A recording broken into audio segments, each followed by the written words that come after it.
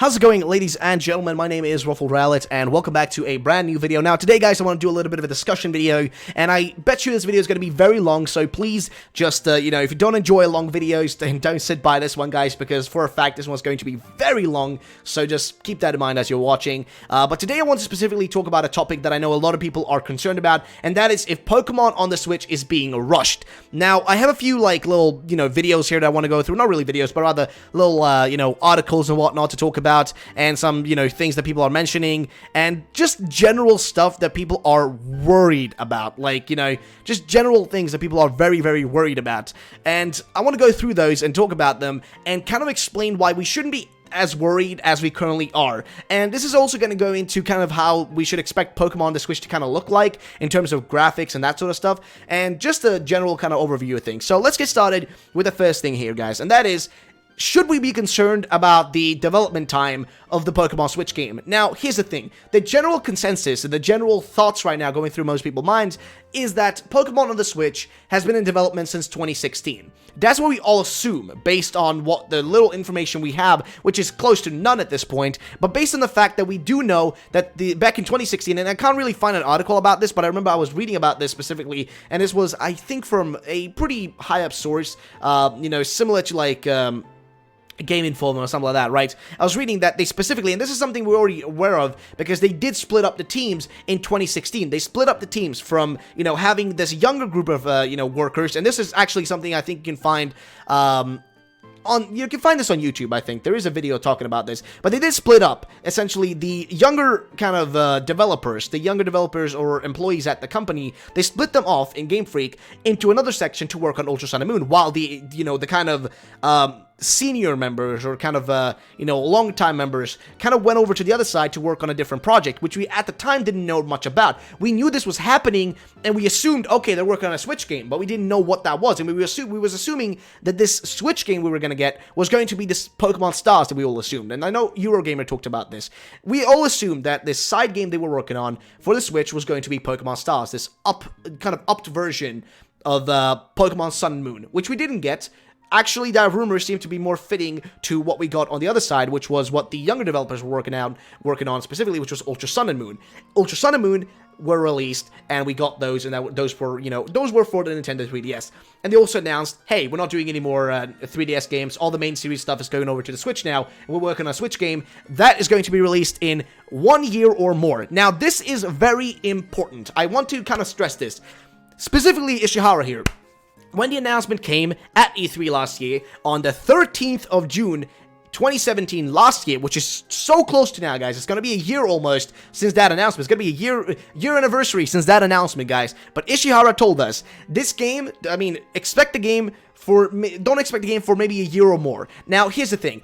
By the time we hit that date, 13th of June, that's going to be exactly a year since this announcement. Exactly a year. Now, why is this important? Because he said a year or more. At that point, that just means to me that, okay, we've passed a year now. It's been a year since you announced it, and you said it won't maybe come out for a year or more. Now, that more part could be anything from, a month all the way to a year, right? It could be extending the, the release date for a very long time. But based on the fact that the Ultra Sun and Moon kind of merchandise is ending in September or August, it's going to be ending really soon though. We know that for a fact. It's ending. They're ending the merchandising kind of promotions and stuff. They're also kind of, the anime is kind of running its course. I know that Ash has 2 more battles or trials or whatever to take on, grand trials or whatnot. He has 2 more of those, and then he has the whole Elite Four and whatnot, the champion, etc., etc., etc. You get the point. But, I know for a fact that that's still happening, that needs to happen and whatnot. I get it, but I feel like they could kind of still run that for a decent amount of chunk into, maybe, early 2019, or just kind of until late this year, December or November or something like that. They can run it at that point and then kind of end it, because I still feel like that anime is kind of milking things at the moment, just kind of dragging things out. It feels like to me. It feels like things are just being dragged out so they can keep the anime running for as long as possible, because in all honesty, they've kind of already, showed us most of everything. There are still a few things that haven't been shown, but I think they recently, just, very recently, showed off Giovanni and stuff. So they've already, shown off, that, I guess, Rainbow Rocket's going to be happening and that sort of stuff, which is very interesting, unless I'm getting that wrong. But I did see some tweet posts or Twitter posts about that, so I want to kind of mention that. But either way, you may be asking, what does this matter, and how does this, like, tell us anything about our concern and stuff? So I understand the concern. I get the concern that people are having, which is like, okay, they're gonna give us a bad game. I don't want them to rush the game and have it a bad game. I don't care if it comes out 2018. I want it to be 2019. Now, here's what I'm gonna tell you right now, guys.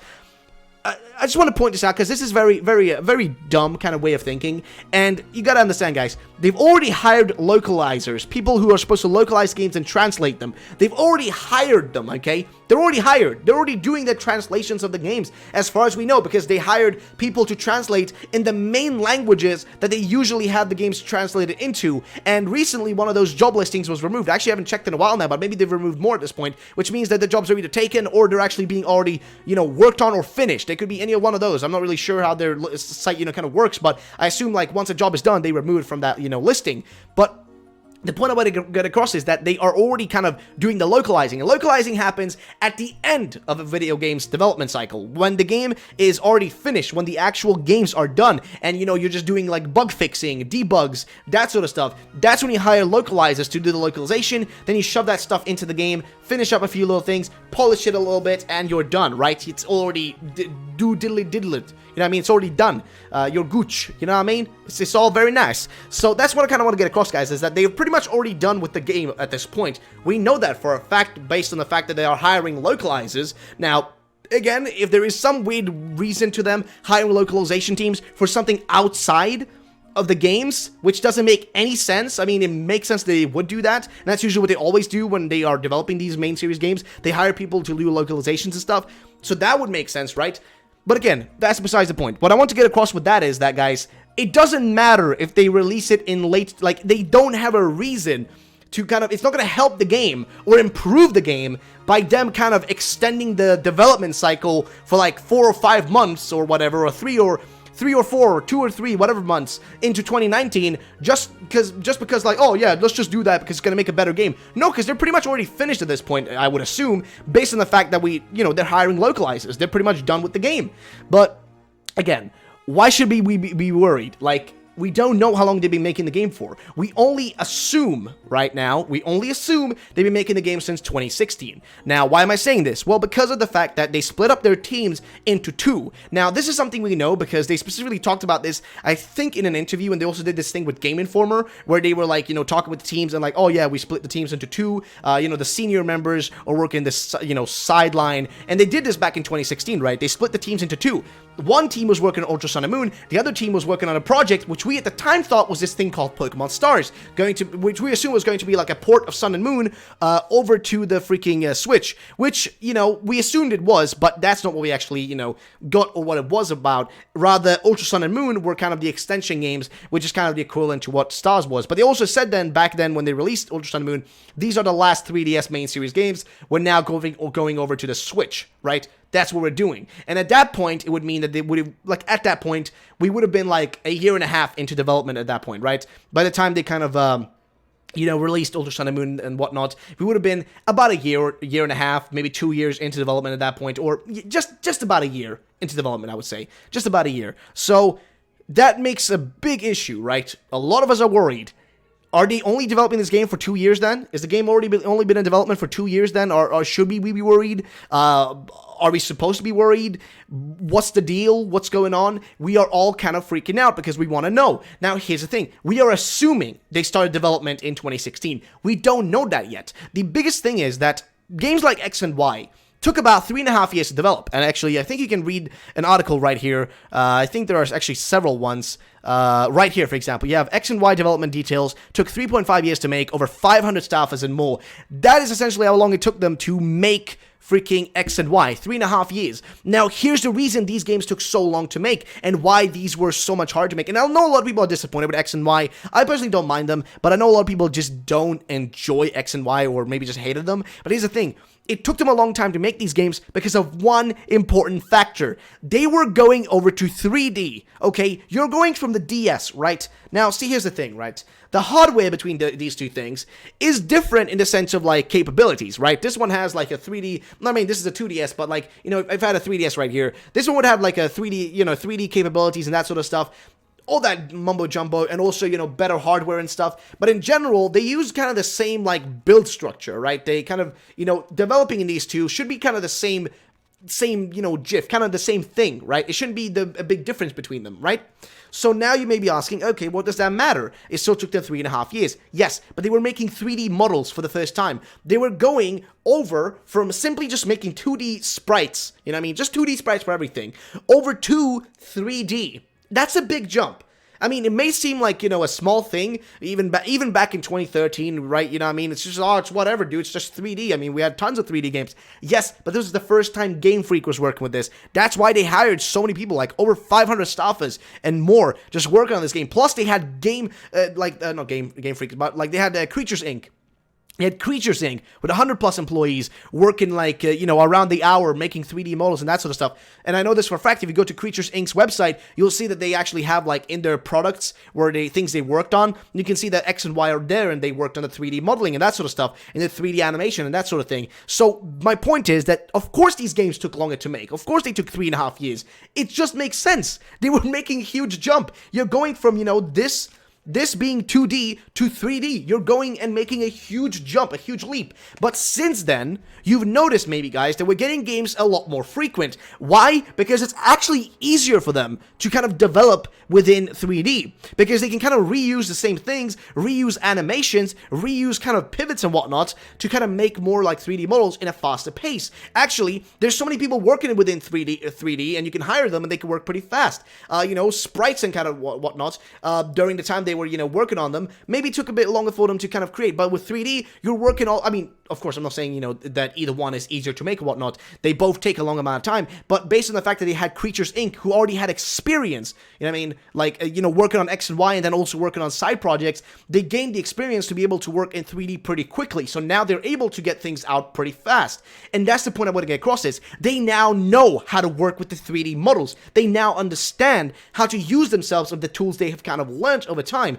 and that's where the big deal is, right? Because think about it, X and Y release in 2013. 2014, we get Omega Ruby Alpha Sapphire, made by kind of the younger, you know, employees over at Game Freak.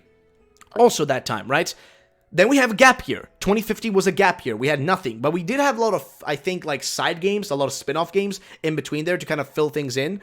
And then we got ourselves Sun and Moon in 2016, and then 2017 we get Ultra Sun and Moon. So you could be assuming, okay, then 2018 could be an off year again. But then comes in the problem with the Switch, and them needing the Switch to sell a lot, and blah, blah, blah, blah, blah. You've already heard me talk about this topic, but the big question now is, okay, if it takes them so short amount of time to develop games like, you know, games like Omega Ruby, Sun and Moon, Ultra Sun and Moon, isn't that bad for Pokemon on Switch? Yes. That's a big issue. Yes, it is very dangerous. But at the end of the day, it's still Pokemon. Now, X and Y may have been to some people bad.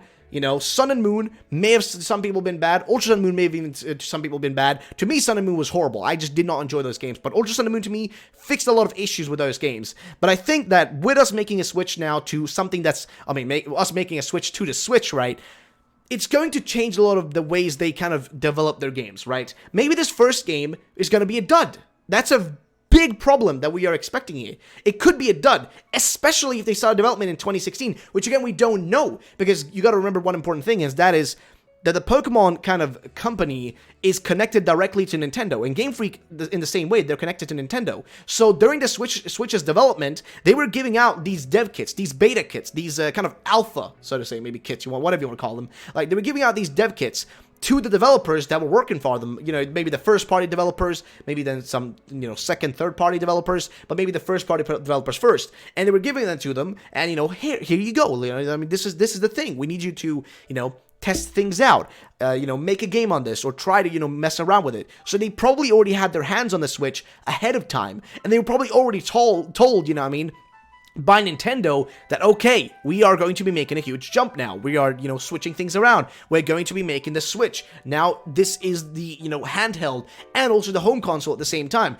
That's what this thing is, you know, kind of for. And, I mean, then again, there has been talks about them saying, like, oh, no, we want people to have this as a home console, not as a, you know, not as a portable. We want people to still buy the 3DS, which, by the way, this thing is still selling. These 3DSs and 2DSs still selling like butter. But, like, my point is, you know, it makes sense then to me that they must have had their hands on the, you know, the development kits and kind of the Switch in itself, right? They must have had their hands on it and started kind of messing around with it. Like, maybe not making a game, but at least testing it out, getting its capabilities, understanding its capabilities. You know, they must have had a development one over at the studio where they were trying things out and trying to make games for it, right? That's just what makes sense to me in my little tiny brain. That's just what I kind of comprehend here, right? That's how I see it. Then again, I could be wrong, but I just assumed that's what they would be doing, because the guys who made Splatoon had access to the Switch. Of course, I mean, they're, you know, more directly connected to Nintendo, but still, my point is, they must have had their hands on it, which means they must have understood the hardware of the Switch and how to work with it or how to implement their game within it.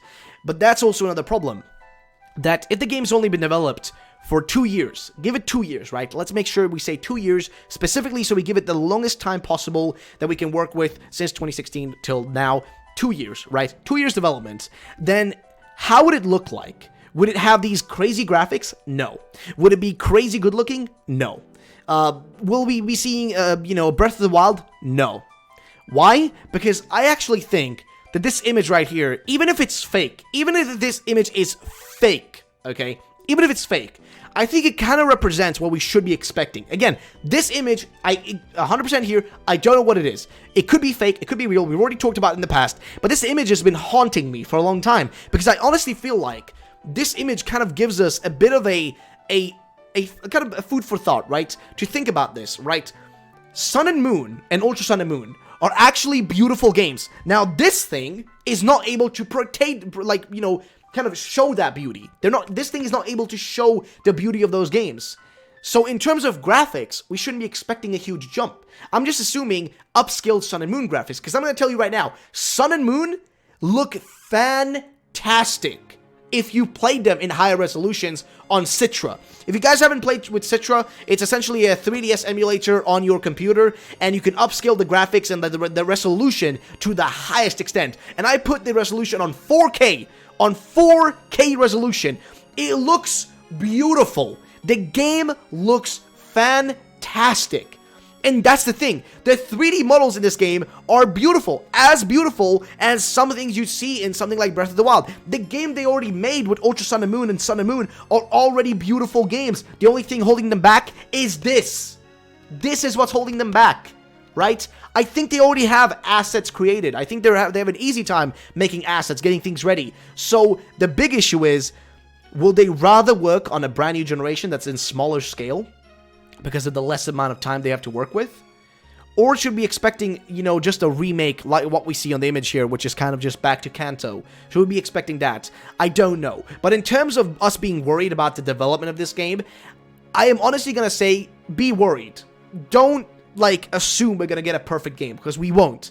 Don't be, you know, relaxed about it or assuming it's going to be fantastic. Be worried, because I think worrying about it is just going to make you more happy once you, like, maybe see the beauty of this game than when it actually is shown. It's just going to make you even more happy and excited, and that's what I feel like about this. Like, I am actually really scared about this, and I told you guys, this video is going to be very long because it's a bit of a discussion video, but I was very worried about this. I am still very worried about this game and how it's going to be like, and if the development, you know, time they've had on them is enough, and if we should be concerned about it. And I say this, we should be concerned about it. We really should. We really should. I've been defending them a lot throughout this video. I have been saying, like, oh, you've got to keep in mind this and this and this, but I still think we should be concerned. Why? Because they are taking a short amount of time to work on a new game, and if this game is a new generation, that can be a bit dangerous. Because that means that they didn't take as long amount of time on them to work on new things. But then again, keep in mind, the reason why X and Y took so long, but also X and Y suffered in a lot of areas with, like, story and whatnot, and that's another problem. But, like, the reason why those games took so long was, again, because you were making a huge jump. Now we're not making a jump. We're just upscaling things. We're just, you know, taking the thing we already have and upscaling it. That's all we're doing. So we shouldn't be as worried about that part of things. But in terms of story, I think they now have enough time to kind of build the world and whatnot, and maybe even make a brand new generation and still make it good in a short amount of time, because now you're working with easier hardware to work around with. This thing is hard to make games for, especially stuff like Sun and Moon, Ultra Sun and Moon, who suffered on this thing because, you know, it just couldn't handle the games. The graphics were just not able to be run properly on those things, and that's what I want to point that out, guys, for. But either way, guys, it's going to be the end of this discussion. Mostly, I just want to bring this up because I know a lot of people are concerned, and keep being concerned, honestly. Don't, like, Don't just assume it's going to be this perfect gem beauty thing. Be concerned, because honestly, once we actually get shown the game, maybe we'll, be super hyped up at that point and be very happy with the result, like the, what we got essentially, because we were concerned about it, but those concerns were like, destroyed. Those concerns were removed by Game Freak with a beautiful game. But either way, guys, that's going to be the end of the video. Thank you so much for watching. My name is Wolf4Rallet. Let me know in the comment section down below, guys. What do you think about this? Should we be concerned? Should we not? Let me know, guys. Either way, thank you so much for watching, and bye-bye, ladies and gentlemen.